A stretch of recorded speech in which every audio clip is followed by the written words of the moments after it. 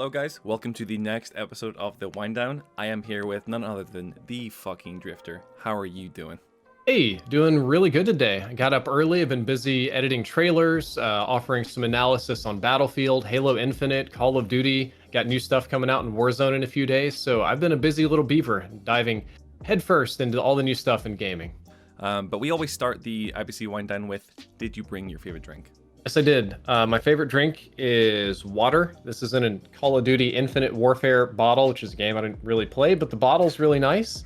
And I drink probably 99% water, no beer, no alcohol, no liquor. A little bit of milk here and there. Don't really drink juice. Don't really drink soda, aloe, soy stuff. I'm pretty much all water. In 10 seconds, can you tell me what you do? I offer guides for the Call of Duty community to help them get better at their game. Usually technical stuff. I think I kind of invented the technical guide space. How did you start your content creation journey? What led you to this moment today? Well, as a very little kid, I always liked telling stories. I always liked filming things, making little videos, very poorly. When YouTube came out, it was just amazing. So I did little hand puppets and stop motion stuff, and I got a random spam message on Xbox Live that says, "Hey, come be a body actor for a machinima." It was just so bizarre. I had to see what it was. I looked it up, and I saw people making all these little skits and stories and dramas about sad Spartans using the game as their backdrop. Because if you want to produce or film anything, it's very expensive. You need sets, actors, cameras, blah, blah, blah. But for the price of a $15 capture card, you could get all of that from the game. You're a little constricted in the game, but you have all your tools there. And I was like, this is perfect. I'm going to make my videos about sad Spartans and little comedies. And I got into making red versus blue type machinima, which obviously didn't last, and I made the jump over to gameplay primarily with a series called In-Depth because I was in engineering school at the time, and people were making guides almost exclusively based on feelings with very little in the way of testing or numbers or stats. So I decided to do stats-based stuff, and that translated really well to gaming. People were interested in that. And ever since then, I have been riding this wave of chaos that is influencing and content creation and rolling with the punches from platforms that go up and down and MCNs that do and don't exist, and changing my business model to survive for 10 or 11 years now, which makes me not a boomer, but a proper senior citizen when it comes to content creation. You told me how you started your content journey, and it wasn't Call of Duty. So what was your first ever Call of Duty experience? My first ever COD experience was playing COD 4 at a friend's house in college.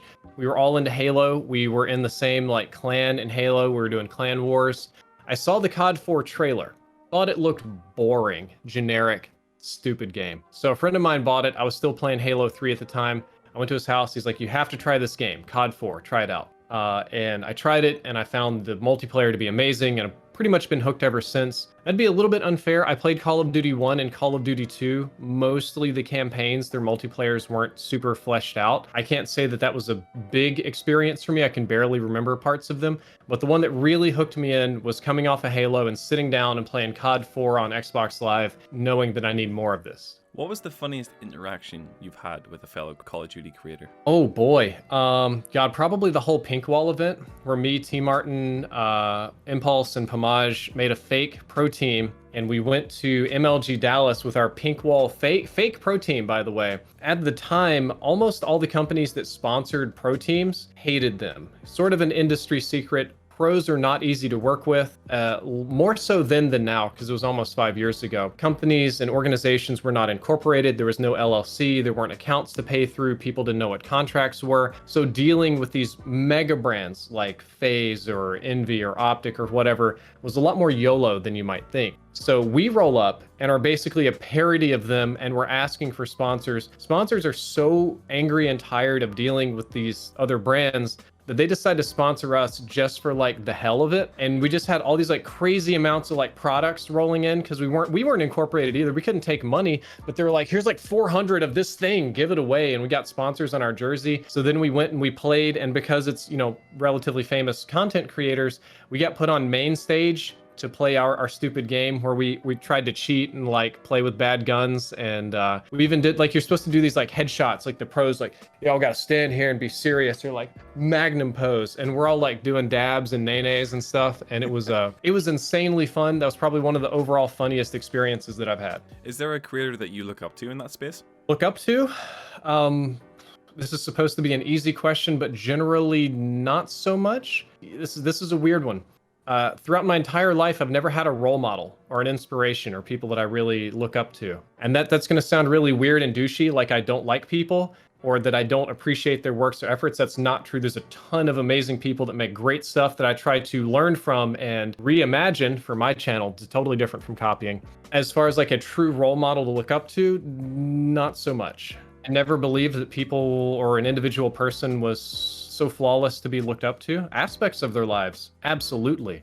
A whole person is almost certainly going to be flawed, and if you chase them down their path one for one, you're going to find the same flaws. I've been told that's odd. Also been told that it's odd that I was never attracted to any fictional characters. So everybody's got a waifu. I don't. I don't either, if that makes you feel any better. Thank God, dude. Yeah. I've had so many people tell me that's weird. They're like, oh my God, you didn't like blah, blah, blah character on Cartoon Network or anime, or like you weren't into like Megan Fox. And I'm like, okay, well, thank God, because I've had like 14 people recently tell me that that's abnormal, that I should be into like cartoons and stuff. So at the time of recording this, we are days away from season 4.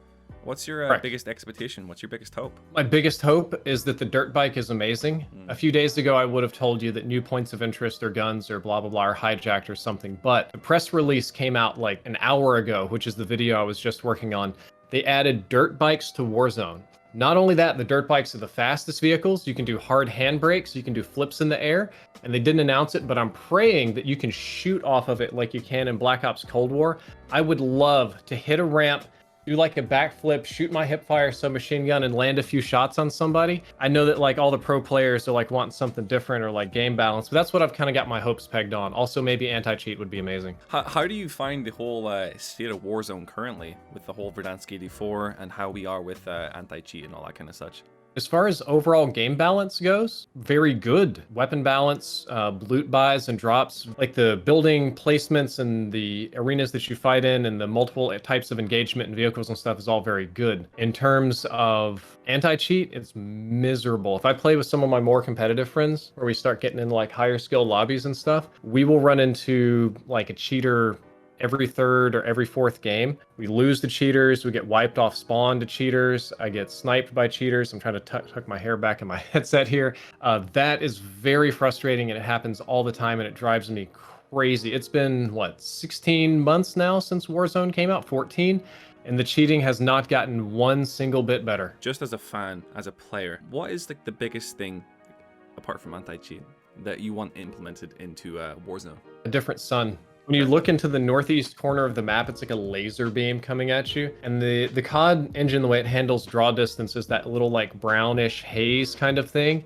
That can be brutal in some areas, especially in Warzone, and the buildings can be quite dark with rose skins. And then you step outside and it's just like laser beams coming in, roasting you. So I would like some lighting changes, both interior and exterior, to help the gameplay be a little bit better and a little bit less rose filled. You were mentioning gaming events and all that kind of such. I know right now we're in a state of time where we can't really do that, but can you think back to when your favorite moment at a gaming event was? Gfinity London, a little bit of a random one. I went to Gfinity London with Envy when I was a co-owner of Envy, and that was where they won the tournament. They hadn't won first place in a long time. They won that one. But when we got there, the day we went to the event, it was packed. It was at the Olympic Stadium. There was more people watching a COD event than I have ever seen in my life. Numbers in thousands. And I was walking around with, I think it was Merc and maybe Nameless, and we showed up. We went into like the back entrance for special passes, and we were lost and kind of bumbling around, and we just like walked through one door and just exited onto the stage. Thankfully they weren't streaming or doing anything, but we just walked out onto the stage, and all couple thousand people immediately started cheering and screaming and yelling, and they were yelling my name and his name. And it was a really weird experience. I have never had anybody cheer for me or be excited for me, especially not in such huge numbers, unexpectedly. And it was just really awesome to be there and feel loved and feel like I'm a part of a thing and feel all this like positive energy from thousands of COD fans. They were really excited because NA people don't come to Europe very often. And that was a really, really hype moment. Is there a specific type of Call of Duty content that you haven't done on your channel that you wish you've done sooner? I wish that I had tried to be more of a personality instead of just a guide maker. I think that's one of the biggest mistakes that I ever made, is that I focused solely on making guides. Make guides, be technical, do your thing, do analysis. Don't be you, don't do live gameplay, don't try to get good, don't try to be funny, don't try to be cute. Just do your guides, get the views, and done. And now that I'm kind of burning out on guides and I'm trying to experiment with more forms of content, I've got 10 years of being known for one thing. So it's very hard to get fans to be interested in a lot of the live stuff. But it's also more difficult for me to make it because my competition of people that have been practicing those personality aspects and types of content creation for years, if not decades. And I'm trying to catch up in a matter of a couple of months here. So there's a big gap in quality. So I should have focused more on personal stuff and less of technical stuff, I think, is my biggest mistake. Is that why you've been pushing Twitter random content for this long now? Is it no? That's for money.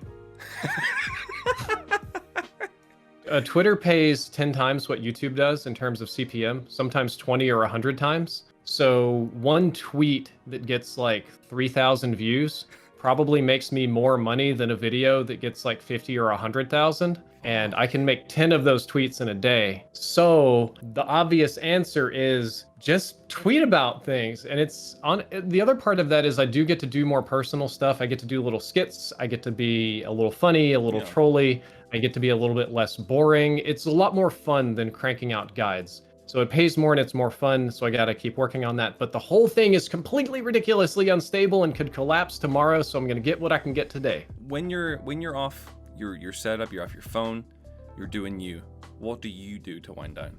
I read comic books, I exercise, take walks. I didn't know that this was a thing, but I have been told that I always do things that I should not do. If somebody says, hey man, I got these free tickets for bungee jumping, or hey, there's this thing you can do in South Texas where you can rent a helicopter and shoot feral hogs with machine guns. It's totally safe. My cousin Billy's the pilot. I'm really bad at saying no. I take a vacation. I don't take a vacation to go sit in the hotel and relax. I will go out into wherever and do things. So I went and I took a vacation to Peru and I had a great time. But in Peru, I got hit by a car because I wasn't just sitting in the hotel room. I like downtown Lima and stuff. I love getting out and about. It's probably rambunctious might be the word for it. And I like reading comic books, lots of comic books, primarily Image comics. That's everything that's not going to be Marvel or DC. You're in a zombie apocalypse and you can only bring 3 Call of Duty creators. Who is it and why? I'm going to throw some oddballs at you here. I am going to go, I think that 402 Thunder is a good choice. Trained firefighter, emergency first responder, talented with weapons as well. Got a lot of survival skills. I'd pick 2 of my friends. I'd go with Chaos X Silencer and T Martin. Both are they're more hardy than people give them credit for. And they're also better with weapons than most people give them credit for. I would probably go with Cross, because he's extremely proficient with rifles. He wears glasses, but he doesn't miss. I've been shooting with this guy. He doesn't miss very much. And he has a very calculated kind of thinking. That's why he plays these BR games. He would make the hard decisions. I'm a terrible guy for zombie apocalypse. This is my zombie apocalypse plan. Check this out.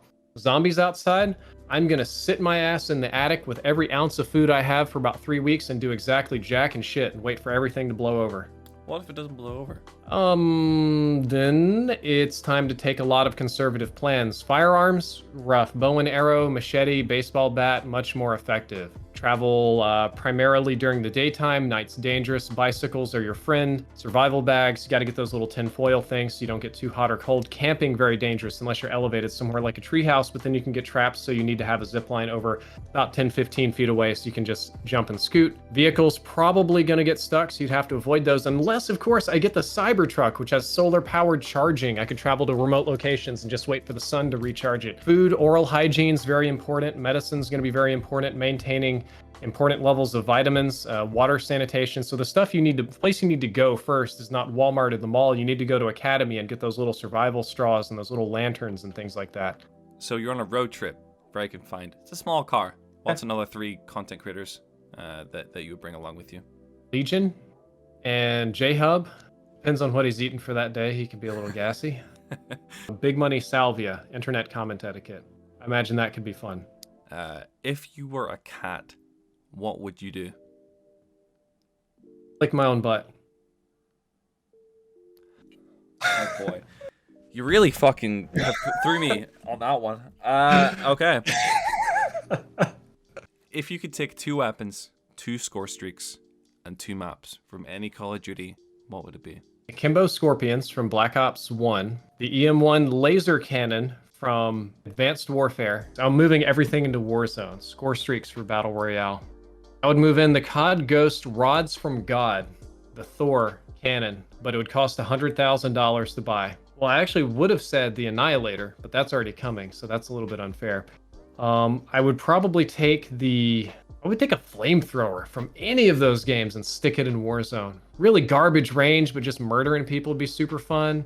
A little resistance with Flak Jacket. I would move from maps to go into Warzone. I would put Rust right in the fucking middle, right there. Oh, yeah. Like right in the middle or right by the stadium. I'd make the loot rate super high, disproportionately high on sniper rifles if you want a gold one. I think I'd like to pull Ascension from Blops 1 and stick it somewhere in Warzone with the little teleporters and stuff too. That could be super fun. On that note, folks, that has been the IPC wind down with Drift0r. Man, thank you so much. I've had a really good time.